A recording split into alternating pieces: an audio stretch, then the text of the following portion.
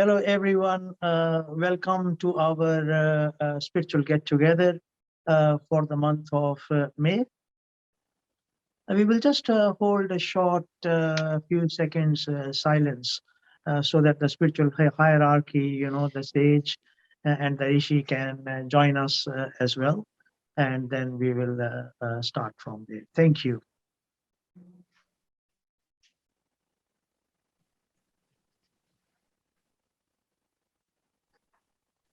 Hello, everyone. Once again, welcome to our spiritual meeting for May 2022. So the topic that has been given, you see, by the hierarchy, the spiritual hierarchy is uh, evolution and self-abidance. So this is quite an interesting topic, evolution and self-abidance. Uh, you see, on one side, we talk about evolution, and then on the other hand, we are talking about self-abidance. So one of the things that we have to very closely look at is that how do we match or how do we marry the two together? See, when we talk about self-abidance from that Advaitic or from the Hindu perspective, what is taught by our Vedas, by the Upanishads, basically what is taught in that stream is actually to realize the presence of our higher nature, right? So your higher nature is present in the form of the light of consciousness, in the form of your higher bodies, basically your body of spirit and your body of intuition.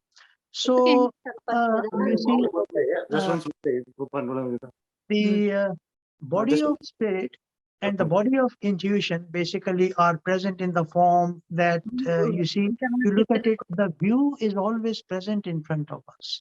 It doesn't matter whether one is awake, dream, sleep, whether one is in the physical world or you are in another, higher world.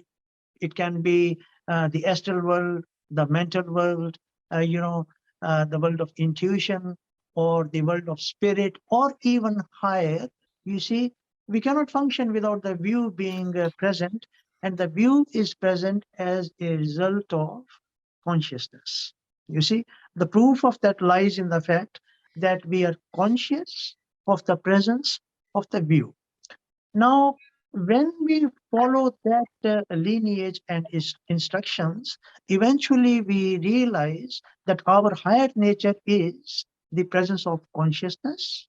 We are the self, right? When we say we are the self, that basically means if you put the question to yourself that will I be ever destroyed?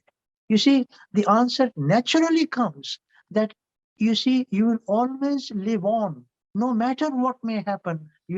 So when you intuitively look at this query, you seem to even go beyond the light of consciousness. This is where the Vedantic teaching or the teachings from the Hindu sages and the scriptures actually comes in, that never be forgetful that you are the self, right? So that's the stage when one has realized one's true nature and one is in self-absorption. But you see, look at one thing very carefully here, that our nature is twofold. When we say our nature is twofold, one is the higher changeless nature of ours, which is you can correlate with the light of consciousness, the way how the view presents itself in front of us, the way how we are conscious of whatever we may be undertaking, which is even present now, right? But the other half of our nature, which has been termed as Maya, termed as the wondrous nature, is basically what I term it as in layman's terms, in my own spiritual evolution as changing reality, right? What is this changing reality? It is always present in front of us. It is this space and time and the presence of images, what we call as, you see, Mother Nature, right? Shiva and Shakti, the male aspect, the female aspect, right? Now, this changing nature of ours, this changing reality is a mighty intelligence within itself, right? So naturally, our higher nature or consciousness is unconditional love. But when you look at it now from a perspective of evolution, you see, what actually is there is that we want unconditional love to be spread among every human being and in our evolution. But when you look at it, that is not the case, isn't it? You see, very few, so far, even in the history of mankind, to name a few, we have the presence of Sage Ramana, we have the presence of the Rishi, Master Bayan Saduno, then we also have the presence of Rudolf Steiner today.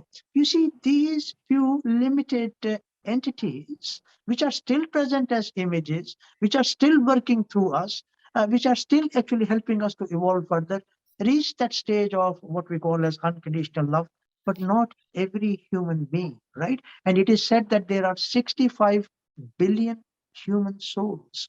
So to and you see, none of us will leave this world of space and time, this world of images, until every single human soul, the 65 billion, which is one family, has actually come down to that perspective of really fully having control over whatever our physical organs are.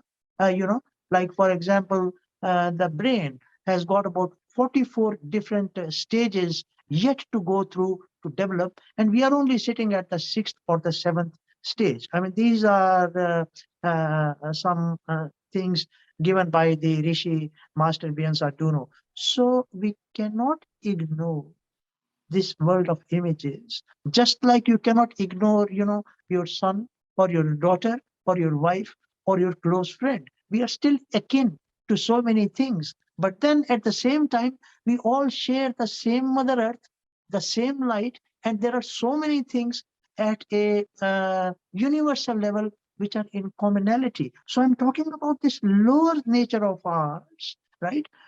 Because look, we cannot function without thoughts, can we? We cannot function without feelings. We cannot function without our physical form. So this is a very deep topic, and we are actually making an effort. We have started with a series on evolution, and every now and then we do have a satsang or a spiritual discussion on this. So this is how that it is possible to marry the two together when our own understanding and our own experience comes to that same level of one realizing our true nature, and having realized our true nature, we realize that this evolution or this changing reality exactly stands on the same platform. So the changeless and changing reality are one and the same. And hence, I believe that this title was given to us of evolution and self-abidance. So we are very lucky to have a person like John Pater within us, who seems to be an encyclopedia of evolution. So naturally, he only is the one who has always sort of undertaken topics related to that, and we'll dive deeper into this title. So with my short introduction, John, can you please take over? Okay. Presumably, if you're on speaker mode, you will see the speaker on your screen. And I'll soon put up PowerPoints. But Anil, thank you for that, because one of the things that you actually mentioned what the purpose of the Earth is. Whether you knew that or not, it's the cosmos of love through human beings. That's what we are to achieve at the end of the Earth. Now, this is we'll go through many processes, of course, and many changes to achieve this. And we'll go through many what we call trials or tribulations, if you want to put it. But you hit the nail on the head. I'll just share something just for a little while. Sorry, I just want to show. Some of you may have seen this before, but see, this is our Earth stage. This is an incarnation of our present Earth. Our Earth will incarnate 3 more times that we can know. But the previous stage was called Old Moon. I'm just saying, it's just a word. The previous incarnation, you could say that just like the human being, the Earth is born, grows, and dies again. And so in this Old Moon stage, which was a previous incarnation, its mission was the cosmos of wisdom. And so each incarnation of the Earth has a mission. I mean, we were there as well. I spoke about that last time. But what I wanted to say is that wisdom has flowed into nature. We see it everywhere. Just imagine the human thigh bone, the least amount of material for the greatest strength in our thigh bones, in our hips. It's so amazing. You will find wisdom all over the place, how the wasps have made paper. And so this Earth has a mission as well, you could say, but it requires us to partake in it. So we can talk about our purpose, but obviously that's still a way to go. There's still many thousands and thousands of years for that to be achieved, and we can only do it by bit. But what I'd like to start off in, I'm just going to stop sharing the screen for a little while because I want to put up something else. What I'd like to do is to sort of just show you where we've come from by doing a meditation together, and just to show what abilities we have to do that. Now, as everybody knows, or you may realize, every meditation, everyone has an object for meditation that we focus on. I believe that's correct because I haven't seen a meditation except when it's unconscious, when it's a guided meditation or a feeling or music or something like that. We can drift off and go into a bit of ecstasy or whatever, but every conscious meditation has an object. And how do we know this? We use our thinking. We might use our feeling. And then what do we use when we go into meditation? We then use our will. So whether we abide in self, now what's the object when we abide in self? Awareness. We look, we take as the object that which is doing the awareness. But I'm going to take a simpler meditation. I'm going to take a meditation of gratitude. So what do we have this? We can feel, can everybody feel what gratitude is? We go through a creation process. Let's feel what gratitude is. Just bring up something for which you can be grateful for. You've got that feeling now? Now, we've also got beings which we call our guiding beings. They can be those that we know of who've departed. They can be higher spiritual beings. They can be spiritual teachers working from somewhere. Or it just could be awareness. So can I get you, just for about 30 seconds, can I get you to create that feeling of gratitude? So we're putting our will into it. We have this feeling of gratitude. And then what we'll do is we'll send it off to who we think, what our guiding beings are. So let's do that for about 30 seconds.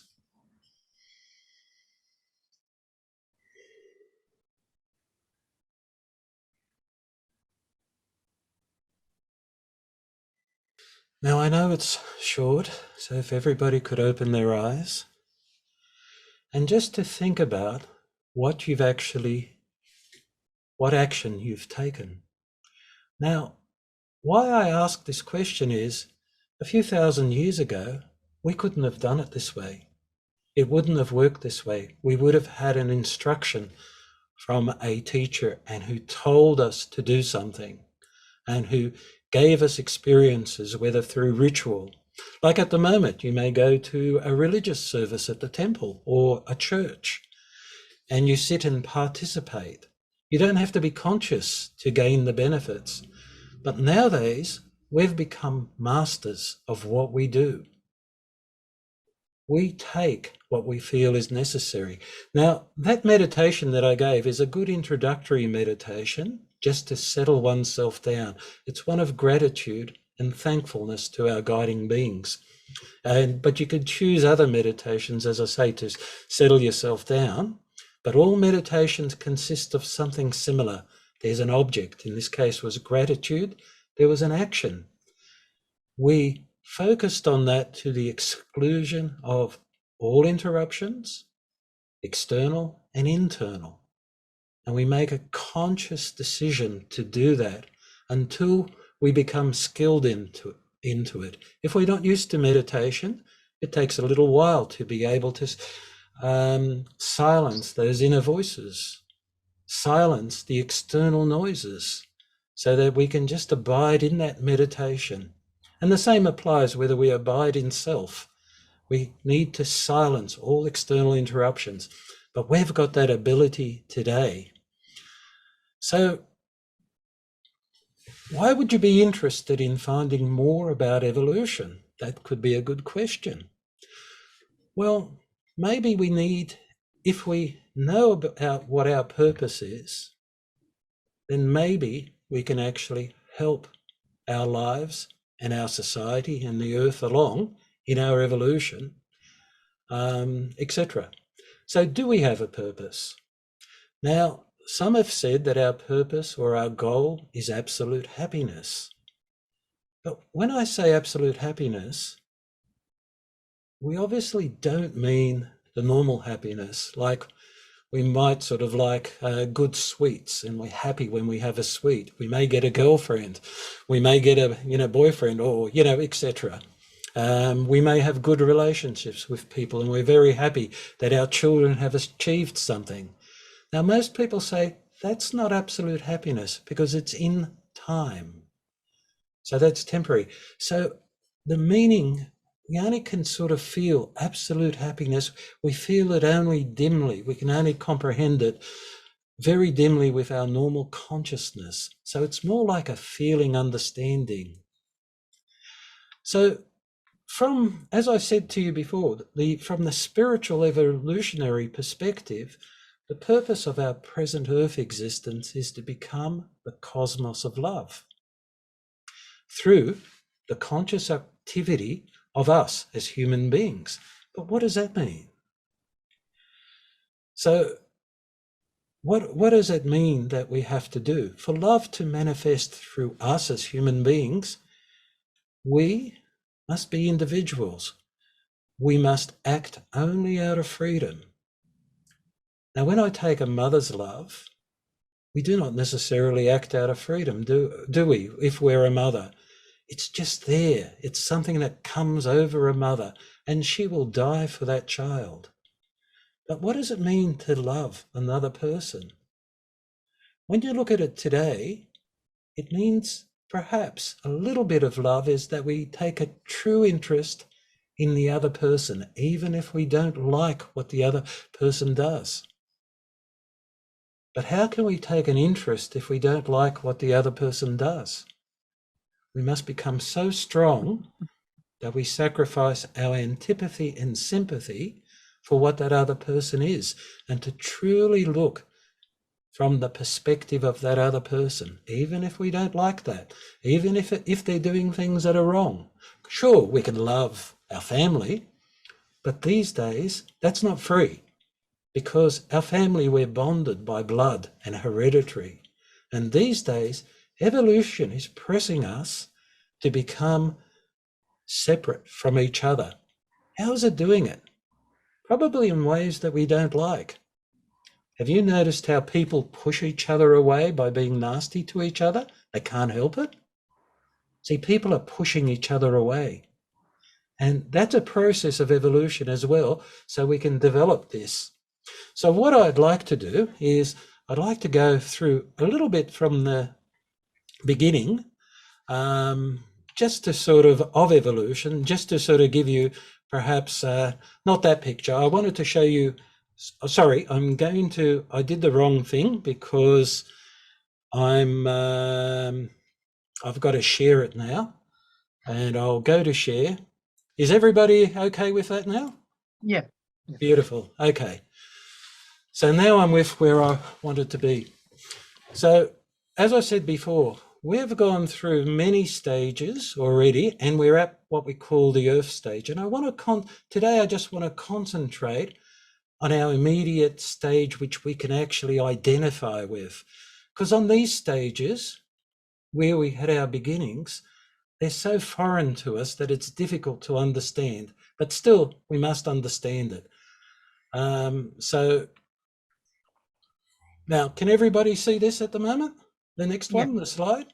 Yes. Okay.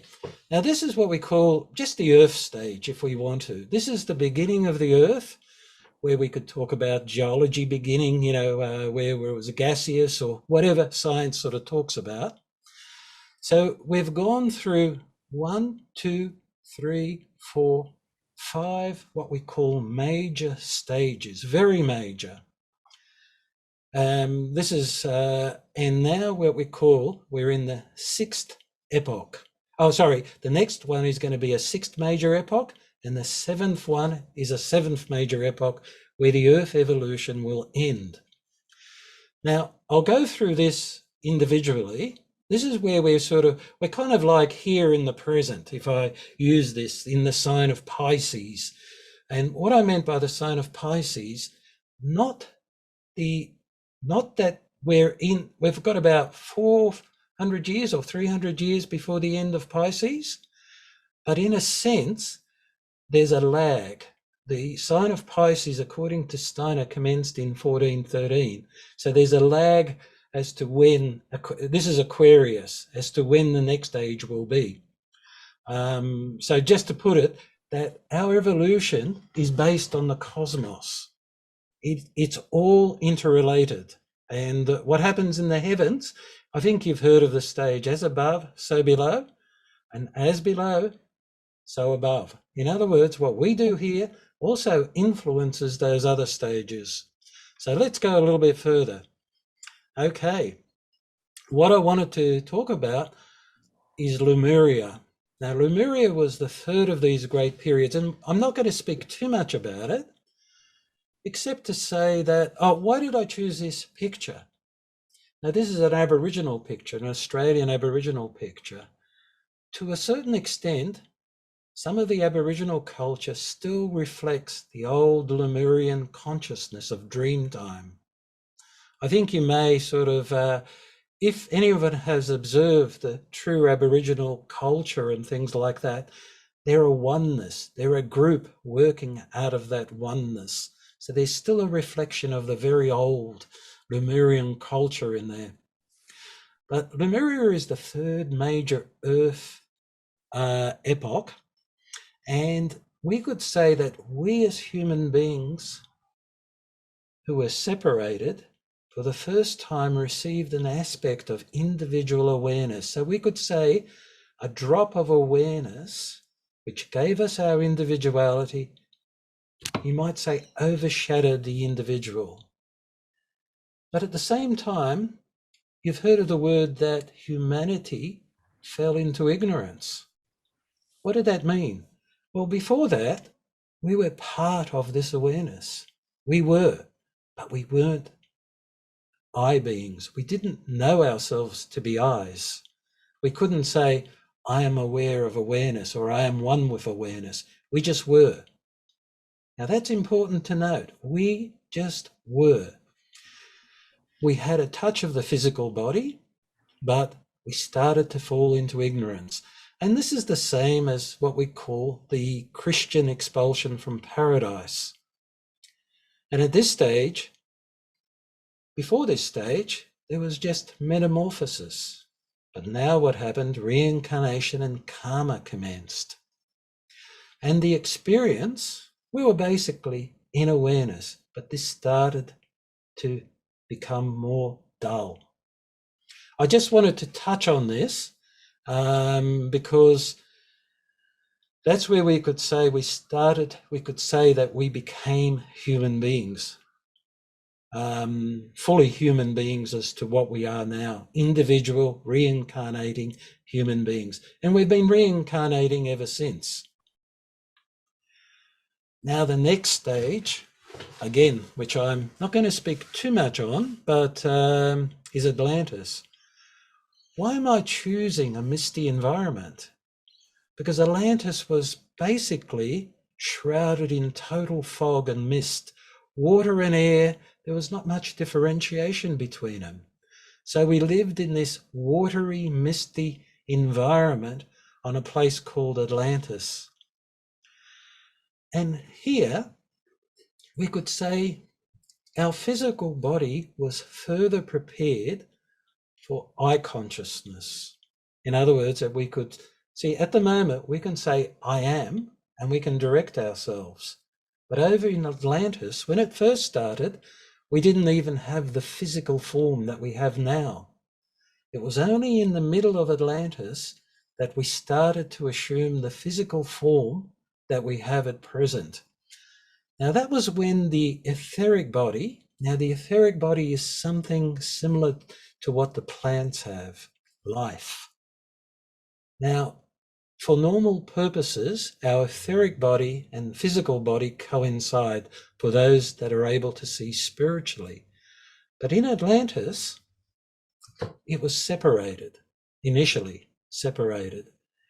And eventually, towards the last third of the Atlantean period, the etheric body and the physical body coincided, and then human beings started to be aware, they weren't aware of themselves before, except for the spiritual guiding initiates or the spiritual teachers.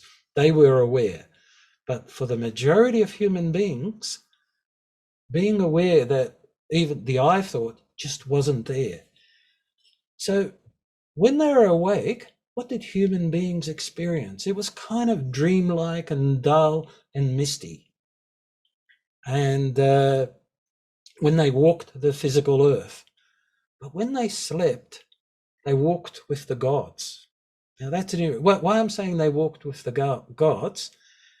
If you have a look at the Ramayana and flying chariots and interactions between gods, the human beings are as though spectators of the battle with the gods. These are where the stories came from. It's also where the Norse legends, if anyone knows the Norse legends of Odin and, well, Odin's now a film, Odin and Thor, obviously they've made him into Marvel films, but in reality, these were the gods which men walked with at night or partook with. They were conscious. So they were in awareness, you might say, in their sleep state.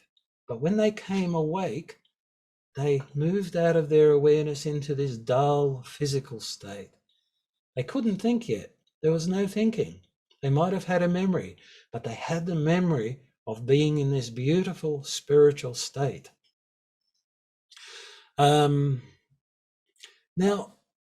towards the end of this period, for those who are a little bit scientifically inclined, the laws of physics became constant. Now, this is what I couldn't get. According to Steiner, the laws of physics around 8000 BC, they started to become constant. See, we assume as scientists or whatever, the laws are constant all the time and have been constant forever, and they came from somewhere. But no, according to Steiner, the laws of physics were in movement, they were in change, but here they became constant. But so did the earth become constant. So human beings like ourselves could now walk the earth. And so now the physical body was worked upon by this awareness touching down upon us so that it could further incarnate as time went on more and more. Now, at the end of the Atlantean period, and this is where I could talk about times, and these would be fairly accurate and would sort of coincide with most things.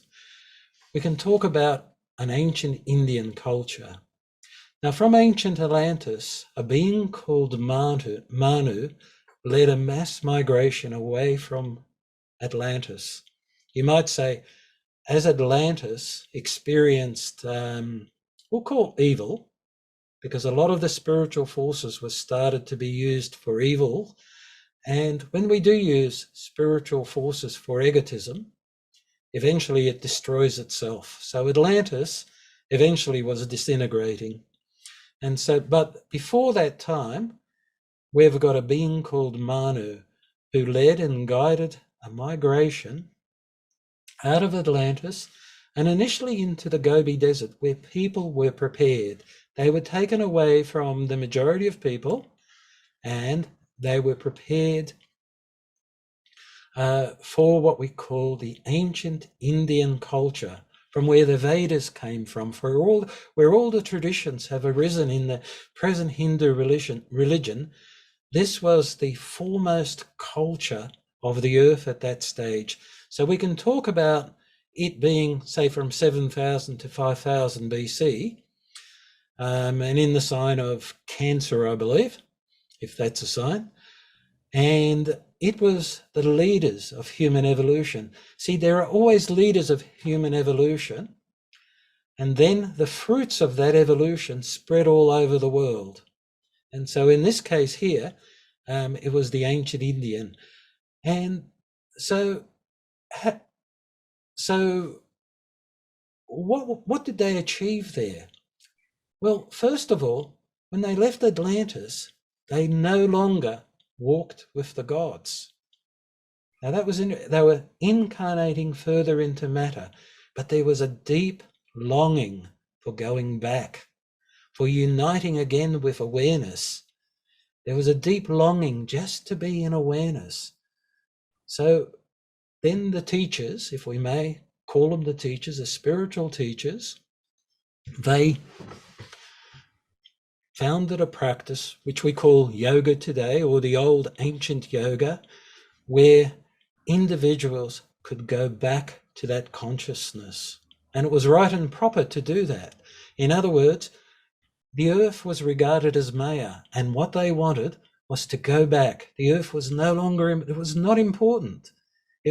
But they naturally, by birth, didn't walk with the gods, or did not have a natural clairvoyance, is another word, or did not abide in self. It had to be produced through practices. And this is where many of the practices have come from this period, because these practices have evolved even further. But also the great Vedas came from this period.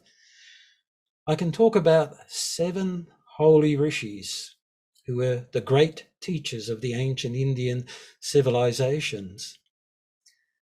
And these teachers were overshadowed, if I can say with that, by higher beings. You can say these higher beings incorporated themselves into these teachers when they spoke. And when they spoke, you could say the people were transfixed by what was given. And basically, it's the content of the present Vedas that was given to these people, but in a much, much more alive fashion than can be given today. So this is the ancient Indian period. Now, evolution moves on, and so there are other qualities. What I might say is the etheric body of the Indians culture at that stage, ancient Indians, was also prepared by awareness or eye consciousness to incarnate further. And this was a preparation. So it might seem strange that we could say awareness is working for us to incarnate further and further into matter. But the etheric body, this is the life body, that was prepared for at that time.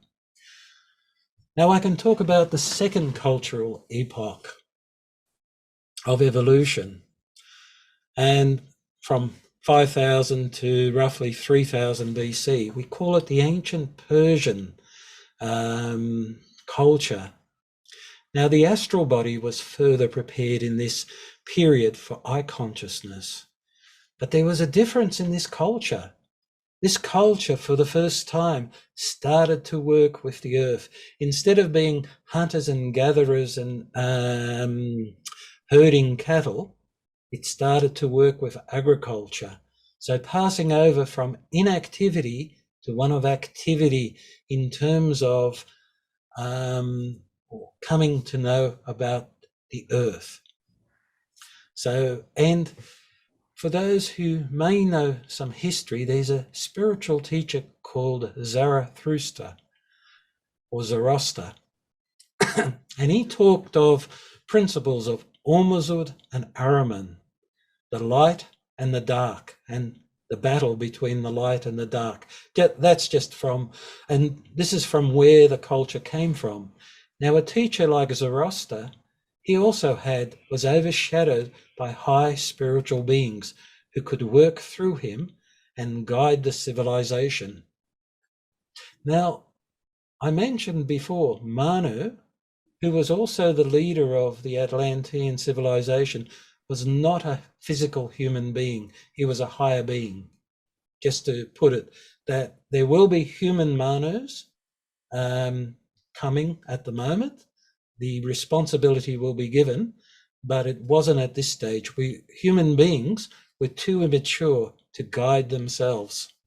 Now, we have this period which people recognize as the Egyptian culture. And what was achieved? Well, it was about 3000 BC to about 747. Now, I'm giving exact dates because this is where the influences of the star signs changed. But what was the characteristics of this Egyptian, Chaldean, Babylonian age? Now, it didn't mean that other places on the earth were not still evolving.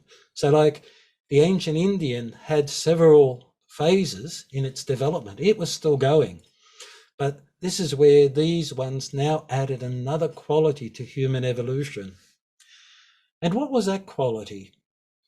Now, we talked about the astral body being worked upon, but now we've got a quality of the astral body which is now transformed and is now able to see out into the world and feel out into the world. I'll use a term, sentient soul. Now, there are many people today still in the sentient soul feeling life. You might look at more simpler people who work the land, and they're fairly simple. They don't have the intellectual capacity, but they can feel. They can still be wise, but they don't have the intellectual capacity to articulate it. But in this cultural age, the leaders or the priests or the spiritual teachers, they would see the work of spiritual beings working out into the stars. And from the stars, they could bring it down to the earth. So what we have is the incredible pyramids of ancient Egypt, of working into the earth, of what they saw working into the stars. They could read into the stars. And now the age came where the spiritual world was becoming more obscure. And so certain methods had to be used in order to see deeply the higher spiritual beings.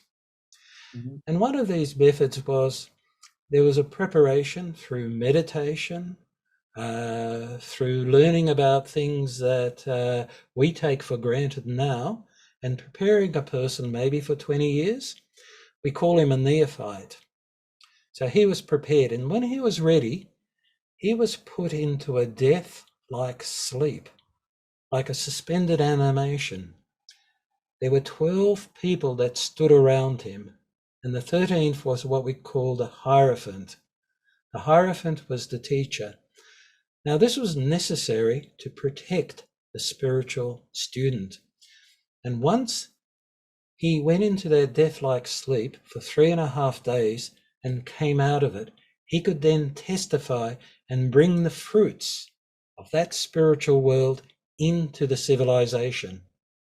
So everything of the Egyptian Chaldean culture came from the fruits of spiritual seeing, but in that methodology. And so all of it came.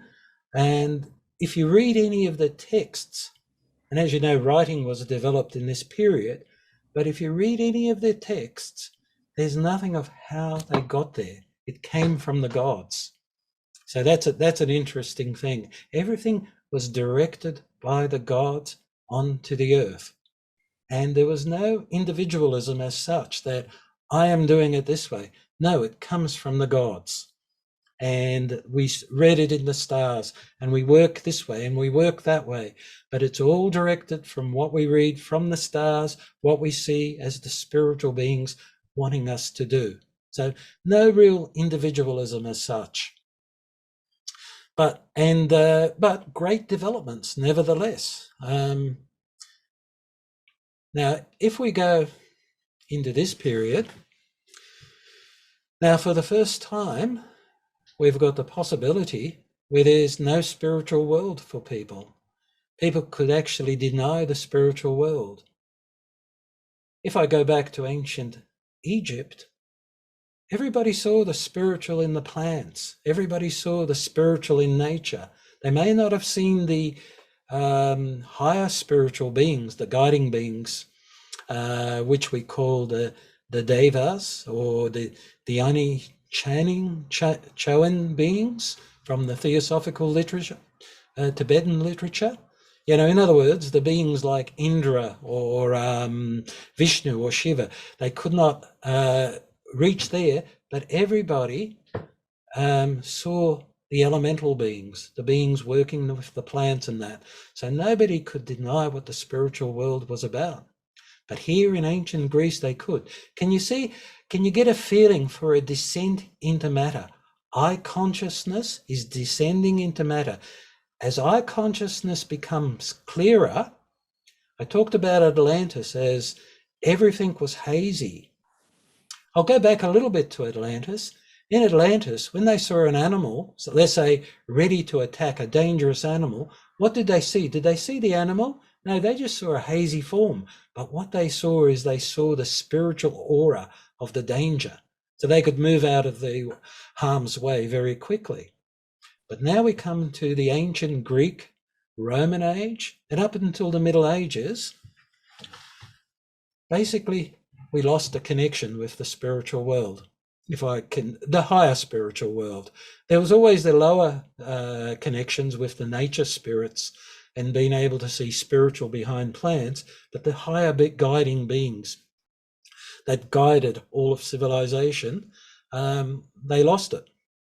Basically, it began in 747 BC and went to 1413 AD. So we could say that the human being reached the low point into matter. But what the Greeks could do is out of themselves create as impulses from the spiritual world the beautiful artworks and Grecian statues and beautiful columns of art. They could put the spiritual into matter. They could work it right into matter, which we can't even replicate at the moment. In the Roman age, it was a copying of the Greek culture. They didn't really understand it, but they could copy it very well. In Rome, what happened? We became so individualized into matter, we could say I, that now we wanted a testimony for ourselves. We wanted to dictate what happens to us after death. What happens to our goods? Who gets our goods? That's where it came from. In the Roman jurisprudence. That's an evolution. We became so individualized, we wanted to direct our lives, what happens to us after death. Never before. Now, I also noticed I was speaking with a person, an Indian friend, and she was talking about how goods are distributed in India today. And in the same way, there's a customary way. It's already set out. So it's still there that you do it by custom. You divide it up here, the son lives here and all that. And there are still arguments like, you know, anywhere else, but it's interesting. It's different to the will and testimony here of the West. So I thought that was interesting and that was accepted. And don't forget that these old traditions worked very well when we could work them well, you know, like, because sometimes the old traditions no longer work. And there's a reason for that. The old traditions have to go away and be replaced for the new. But what I'm trying to point out is this I thought is incarnating more and more. And if you look at some of the works in Rome in terms of the building structures, they were pretty good. And some of the, the aqueducts, the columns, the massive buildings that Rome built, etc. And obviously, whatever grows up also dies. So the Roman age died away, it was destroyed. And then we came, you might say, what was Europe like at that stage? And if anybody knows about Europe during the Roman and Greek, it was fairly what we call barbaric. It still had a deep Celtic religion, if we may say it, but from our point of view, it was fairly barbaric, right? It was a primitive peoples, the Europeans were, and it was interesting, they were held back. They never went forward. They were held back in an older consciousness. And there was a reason for it.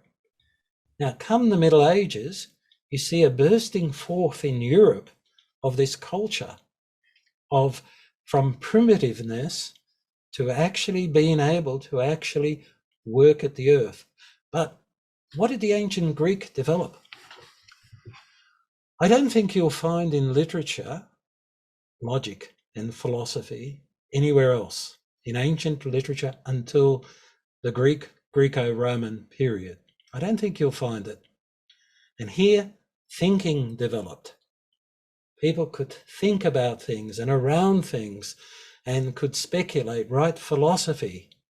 So we've got logic, A plus B equals C. That was not important anymore.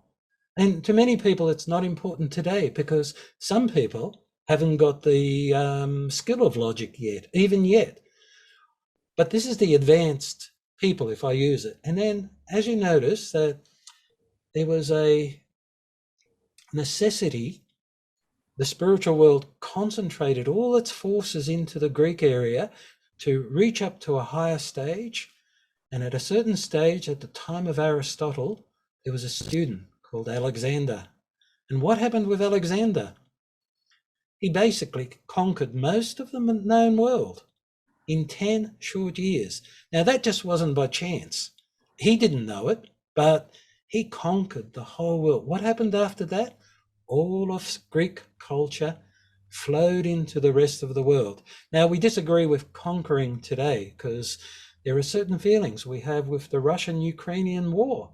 I think there are some people that say Russia's justified, but a large number of people are saying war is no longer justified. But in the ancient Greek times, that was the way a decadent civilization was taken over by a younger one and infused with new life. Conquest was the way evolution moved forward and knowledge was spread. Because people, and I'm one of them, love of ease. I love what I do. I got my traditional ways. Do I want to change? Yeah, maybe I should change, but geez, I'm comfortable, but in the olden times, the traditions of folk and the religious traditions, they were so inground that it did need conquest. Now that may sound, we have to get used to that idea. Was conquest justified? Maybe it was. That produced death and destruction. I'm just trying to put a picture there. It's totally unacceptable now. And we'll find out a little bit why. So, okay, if we use thinking, philosophy, and logic was part of the fruits, and we could say a new quality appeared, and this is part of awareness, if I call it. It sits on top of the astral body. We can call it intellectual soul. That part which is able to partake in thinking and is able to logically deduce. And it's all through Greek culture. Look, and I'm sure I haven't looked at other cultures. I haven't looked at what was happening in India at that time. But once, I think if you remember, when there's an invention somewhere, I think it was Edison and Tesla. When there's an invention, one person invents it, and about one day or 2 days later, somebody else invents the same invention. Well, in the same way, there's something that is universal and spreads into humanity. In the same way, when something's developed in one area, it does spread, unconsciously. So that's important to realize. So if it happens in one place, so if you happen to do some work, some inner work of meditative life, you influence far more than just your immediate circle. That meditation or inner practice helps many, many people. So that's a reason, if you don't want to do it for yourself, do it for the world. So that's something as well. It spreads.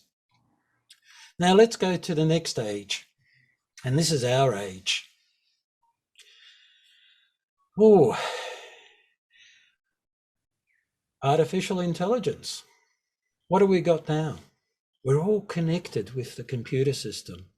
I think it's pretty good, but it also may not be that good. It may be our undoing if we don't use it spiritually. See, at the moment, we're using Zoom spiritually, where all of you could be from around the world and you can listen to me. Now, isn't that marvelous? We can actually promote spirituality through materialism, through AI, and or some sort of computerized system. But also, we've developed 1413. What happened in 1413? If you noticed in Europe, science began. They started to look into the world. They started to dissect, to break up, to understand, using the intellect and the consciousness. But not only did they dissect the outer world to where we've got now, they start to dissect themselves. Look at the inner consciousness.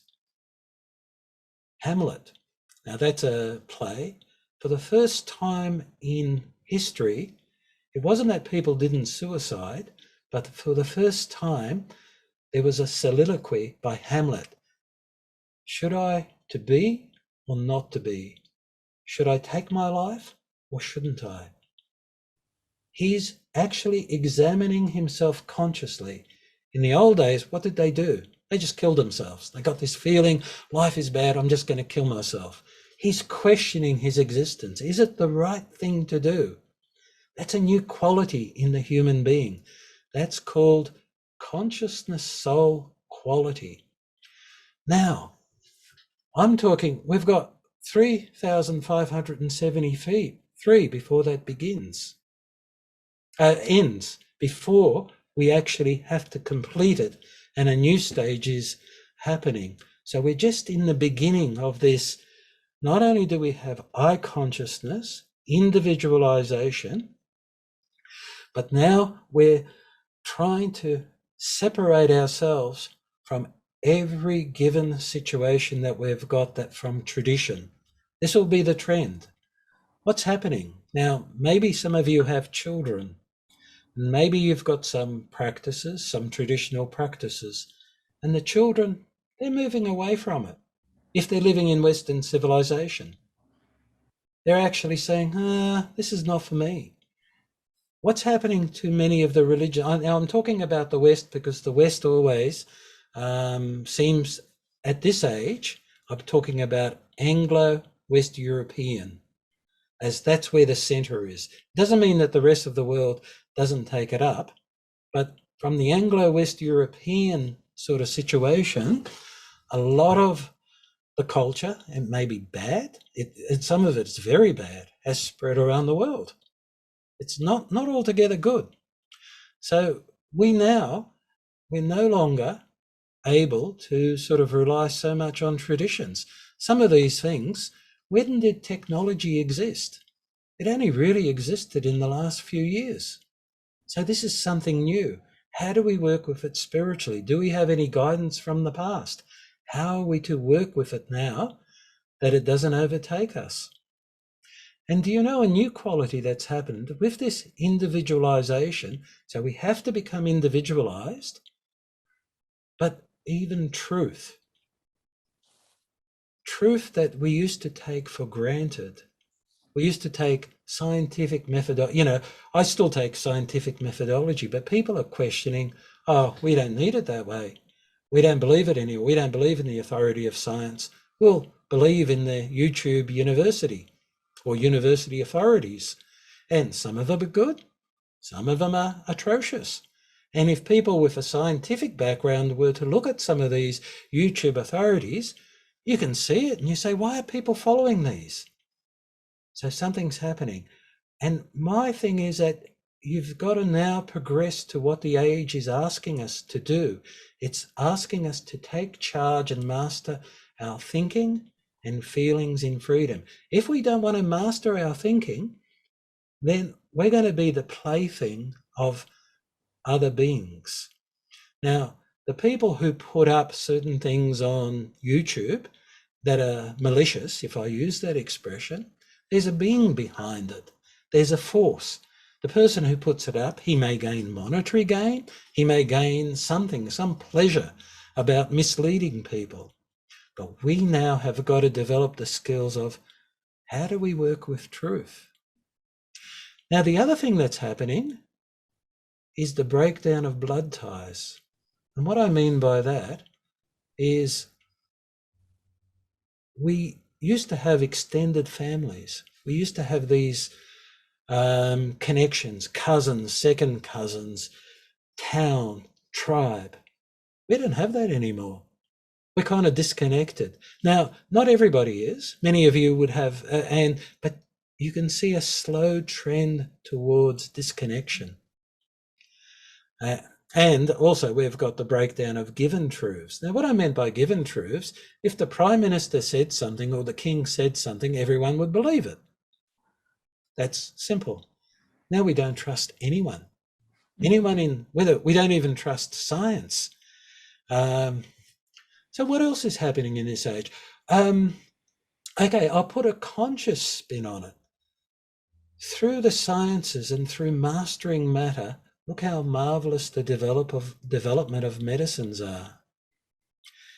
Look how marvelous we are. We're now becoming aware of the earth as a living organism.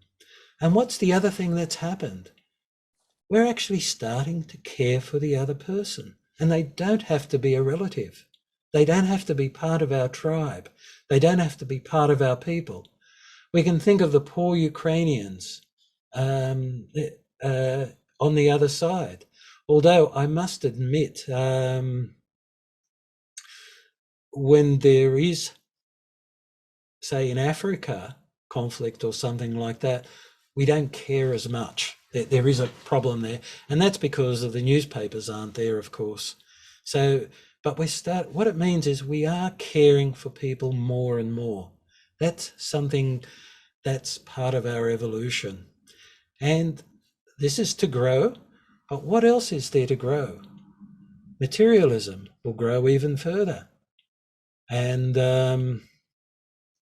we could reach a point where truth breaks down, we become manipulated by people. We could reach a point where we become addicted to materialism and social media, and then we can reach a point where we live in economic servitude. That's a possibility. Now, why does this happen? Now, this is happening so we can become our own spiritual guide.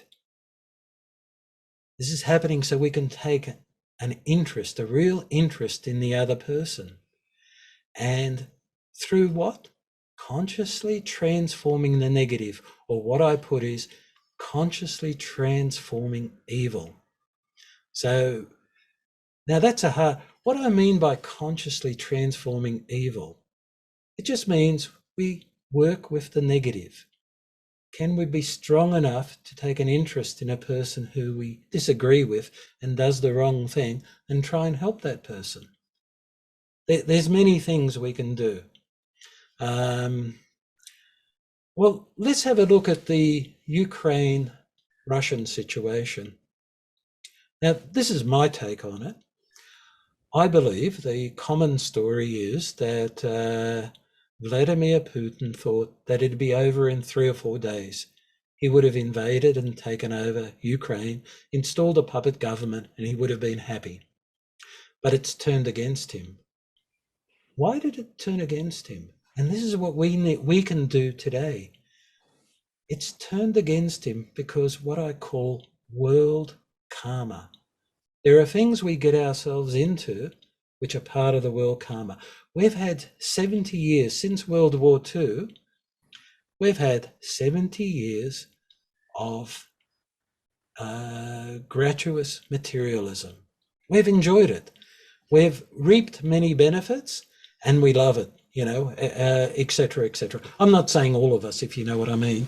I'm just saying generally civilization. Now, our lives, I'll take the Australian continent. In the beginning of the 1950s, the average lifespan was 68 years of age. Today, it's about 83. Now, there's a lot of why? It's certainly not because of a redeemed karma. It's because of the modern medicine and their developments. Now, this unredeemed karma accumulates. So I'll put it to you, and this is the feeling that I have, but please, I could be wrong in this. Putin becomes a pawn of world karma to be fulfilled. Somewhere it has to be fulfilled. Now, maybe from the maybe from the Ukraine-Russian conflict, there'll be starvation because of the lack of food. I don't know. I'm not going to speculate further, but just to say, we have to be strong enough to take the negative that's coming towards us. That's important. And the question would be is, if we know what's coming towards us, can't we work towards solving that? In other words, if we know what our evolution's going to be, good and bad, evolution's not necessarily positive. Can't we transform that into something positive towards the mission of our Earth? So that's a question. Now, going back to the Greek stage, now, at a certain period, we've got a 0 AD or 0 BC. There was an event in the calendars based on a being called Christ. Now, there's the religious Christian religion which has developed out of that. But also maybe I just want you to look at something from another perspective, a being called Vishnu Karma. I think he's called creator of the universe in Hindu philosophy. Vishnu Karma, I believe that's a term. We could look at another being called Ormuzd. We could also look at another being called Osiris. I'll also go as far as to say Krishna, but not quite Krishna, but the influence Krishna. And then there's a being that we call, that was named, or a human being. In this case here, there's a human being who became the Christ, whatever that meant. And I'm going to put a picture that this is the same being, no different. If we can get away from the religious side and say that this being is a high being, I'll put this, that comes with a force. And what is this force that he gives to human beings? Well, and the earth. Now, before this being came, I'll make a statement. This earth was headed to leave the solar system, to just depart and become a speck of dust. But when this being came, and I'll use it, he's a sun being, because also known as Ra, that being of the sun entered human evolution. And the method seems strange. I won't sort of question that. But this being brought a force with him. He was the force of the sun. So he gave an impulse for this earth to eventually rejoin the sun in its proper place. So he just gave an impulse.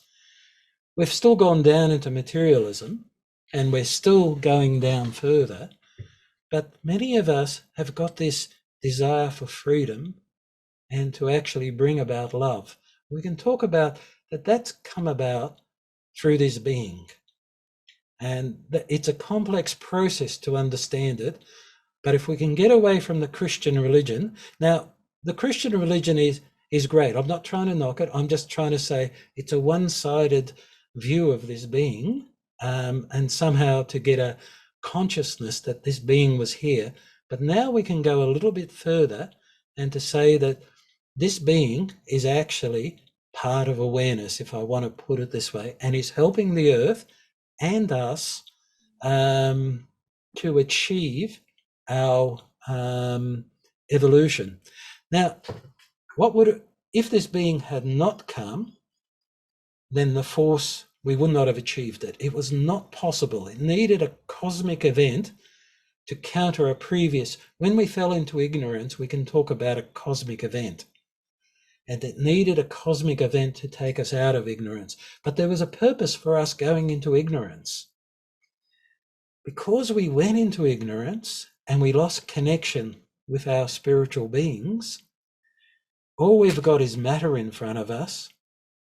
We're free. We're not bound by the force of these beings. Now that's an amazing quality. We have achieved freedom. Each individual being has the potential to achieve freedom. But one of the things to realize is that we've just started on our way to freedom. It'll take the rest of the Earth age to complete our journey into freedom, because we're still bound by the physical body. We still don't have control of it. We still don't have control of our emotions. But anyway, this is the age of consciousness soul.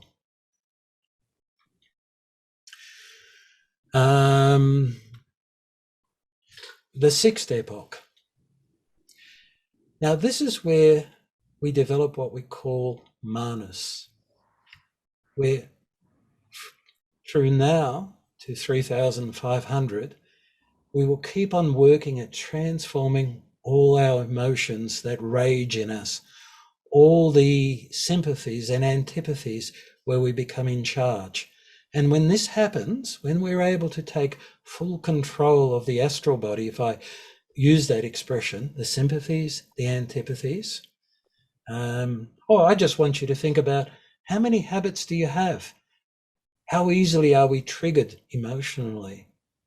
All these things eventually need to become that conscious that in the sixth cultural age, we can have a quality of what manas, the quality of spirit self, that's another word, will overshadow us. Now, where would this age take place?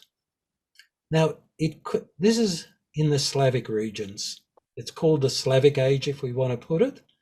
And we can call it the sixth cultural period. Now, in the past, there was literature, theosophical literature, which called these sub-root races, but they're not races. We can call them cultural period. It was only in Atlantis that there were races which developed. And at the moment, as you're noticing, civilizations mixing, races will become less and less important. So we've got to call them cultural periods. And what we'll have there, we'll have a community of brotherliness and love. And not everyone will get there, and why would it arise? Because the people who get there or have worked on themselves, transformed their astral body, and became aware of truths.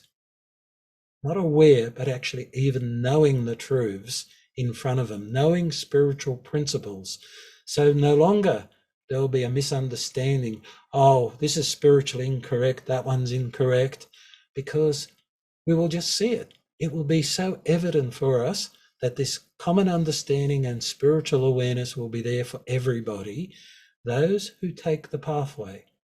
Now, the pathway is not going to be easy. There will be people who will fall away into materialism.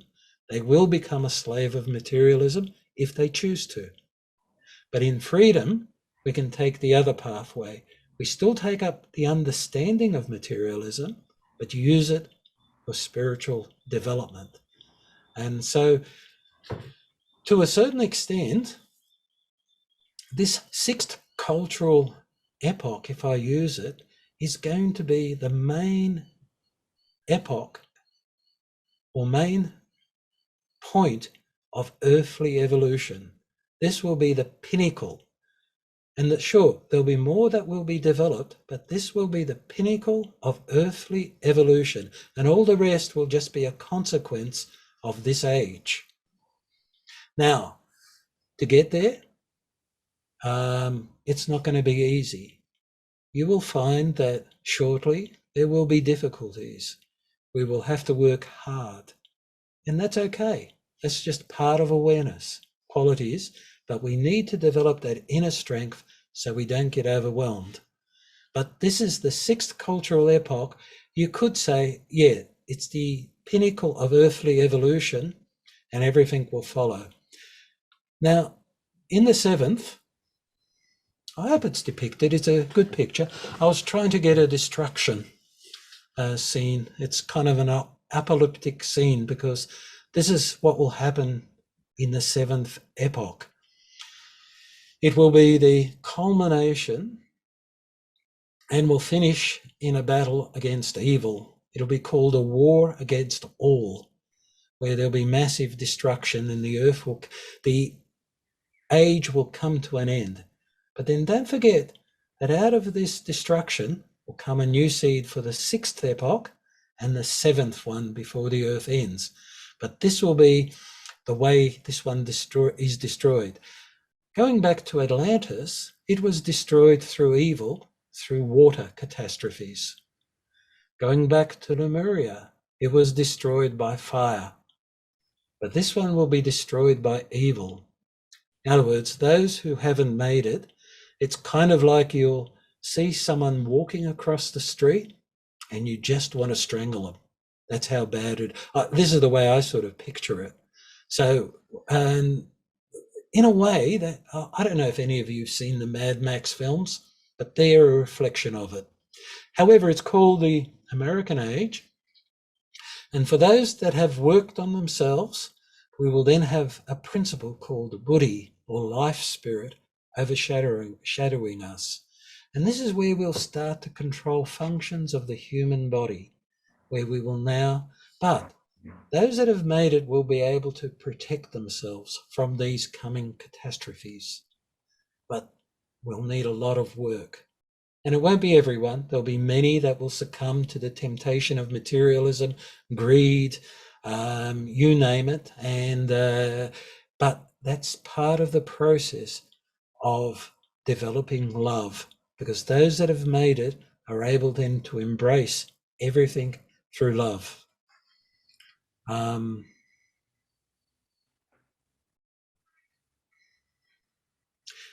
am I going with the time? Yeah, we are almost to 5:15 now. Oh, okay. Okay, well, this is the last one. I'm not going to talk about further evolution. I want to talk about how the knowledge of evolution can help us to construct. I'll open it up to discussions as well. If anybody wants to talk about it, how can the knowledge of, I call it spiritual evolution, because there's the Darwinian physical evolution, which just talks about matter and DNA and hereditary, whereas there's both. There's on top of that, there's a spiritual impulses into that. So the knowledge of spiritual evolution can help us to constructively work with the challenging events of today and into the future. So what I see, what I see is we've got the challenge of materialisms, addictions, increase of mental issues, fear, anxiety, and depression, breakdown of truth, as I said, conflicts, of course, the Ukraine-Russian war. Do we know that that's not going to go nuclear? You know, you just don't know what our karma is going to be for that. How are we going to handle that? We've got climate change, where the earth is, yeah, it's slowly breaking down and it'll get worse. But the greatest thing that's happening really is going to be the social breakdown.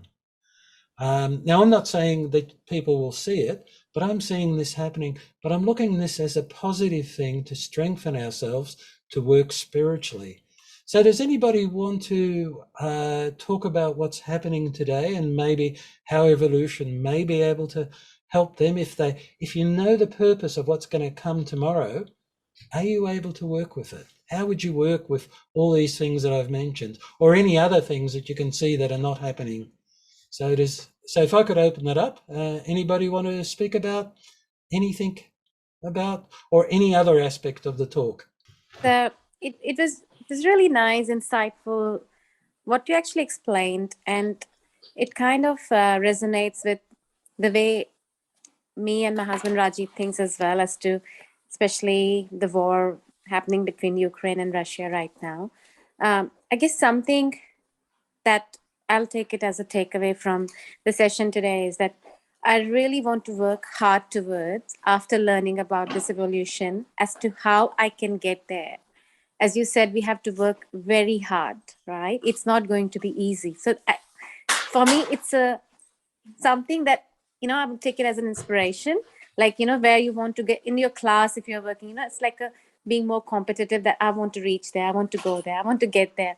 So after learning about this evolution, I just feel like, yes, I have to work hard to get there. Yes, I have to be part of it, to basically make it a better place, not just for myself but for everyone. As you said, meditating is not just for yourself but for everyone. So I guess that's my takeaway, and I would like to express that.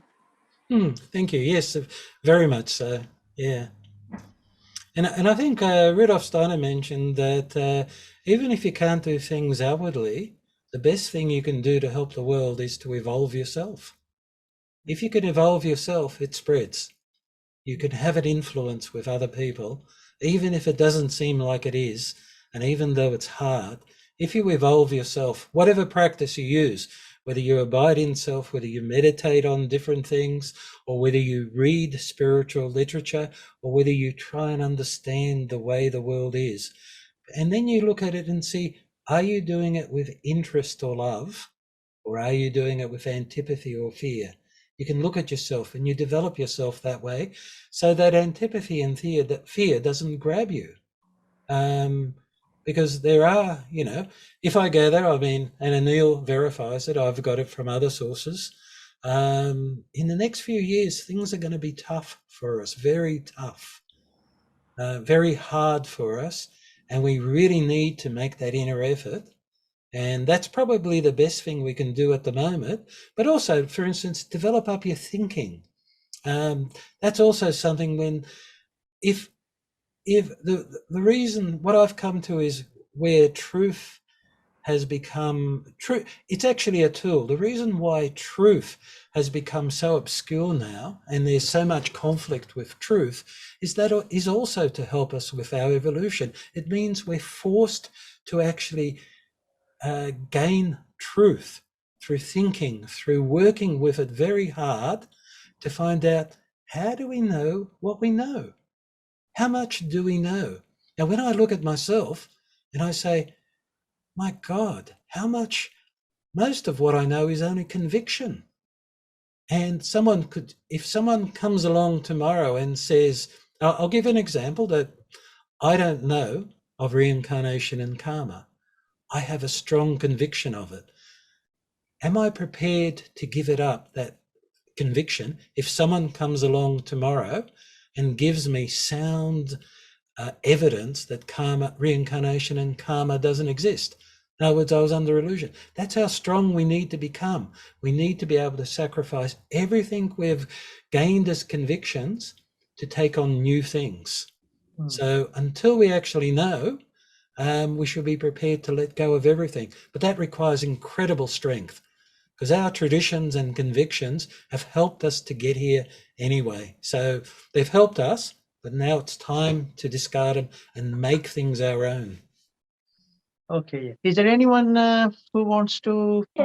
Yes, sir. Yes, sir. I want to give my thanks to Mr. Peter, John, and to you also. I have attended, and this is the first time I'm attending your session. Really, it is really an eye-opener session. Didn't know, because I'm a science person, always looking for some scientific thing beyond what we talk about meditation and these kind of things. I was always looking, how can this be, the energies and everything. But he's made it so clear and so scientific, how we have evolved, what we were earlier, where we are going to, and finally where we are going to reach. So this has really impressed me. Thank you so much. And I hope really we become as strong. The last words he said were even more terrifying, that we need to be very strong. So Sorry. actually, it's very challenging, it looks like, because you are very correct. In the atmosphere we are living, maybe we are 5 souls together, but only one is moving this side, and the others are all opposing it. And so it becomes all the more difficult. I am talking from India. I am Bindu from India. And excuse my saying, in India, there is this kind, we don't have that much liberty still. We might be very rich, very big, but still the mindset is like we can't have our own ways, can't go for a trek when we want to, just move out. No, we have to take the family along. We have to be with the family, because if we get a retaliation, then the whole atmosphere spoils. And if we feel for Ukraine and they feel for Russia, it's better to shut your mouth. Can you? So it's very nice, and I feel very, very good that being a part of this group.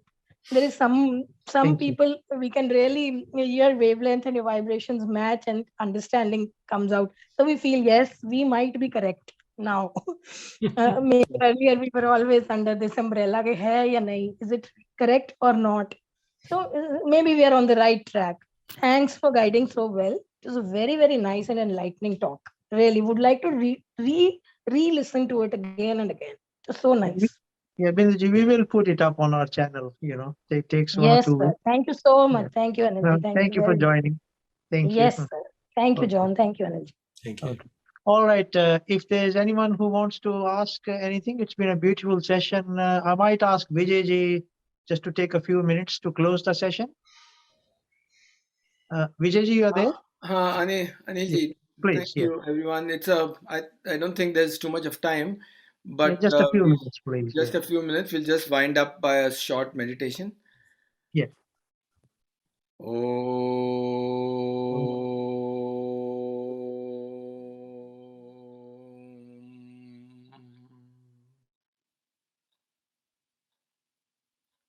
When we talk about evolution and self-abidance, John gave a very detailed analysis of the various periods and evolution, how the human race has evolved, and the cosmos has evolved, as in the earth and the rest of humanity. But that is within the framework of the earth plane and this manifestation. And that forms the entire content of consciousness. So when we look at consciousness per se, the changeless and the changing, which is the manifestation where evolution is happening, are the same, because the changeless and the changing are the same, the one and the same. So the idea is to have this within the framework of evolution as an individualized person, not from the framework of humanity as such, but from the individual perspective. How can evolution happen to be and realize that I am the changeless, not the changing? And that is the crux of the matter. And that's the whole purpose of the journey, from the changing to the changeless. But there is no journey as such there, because you already are that. And that is the entire crux of what spirituality is all about. We already are that. So whatever we do, the evolve, when you look at evolution and you look at the word evolve per se, it is a reflection. EVOLVE, the first 4 letters EVOL is it's a reflection of, when you go backwards, it goes LOVE. It's love. That's cosmic love. That is And the last two letters, V and E, are basically eternity's version of love. So from the changeless aspect, it is eternity's version of love reflected within manifestation as EVOLVE, which is evolution. So evolution is only a cosmic love in manifestation as an offering of that changeless in the changing, because the content of consciousness is manifestation. Hari Om Tat Sat. Om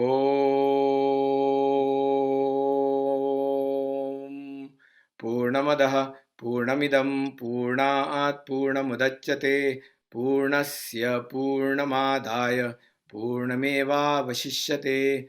Om Shanti Shanti Shanti.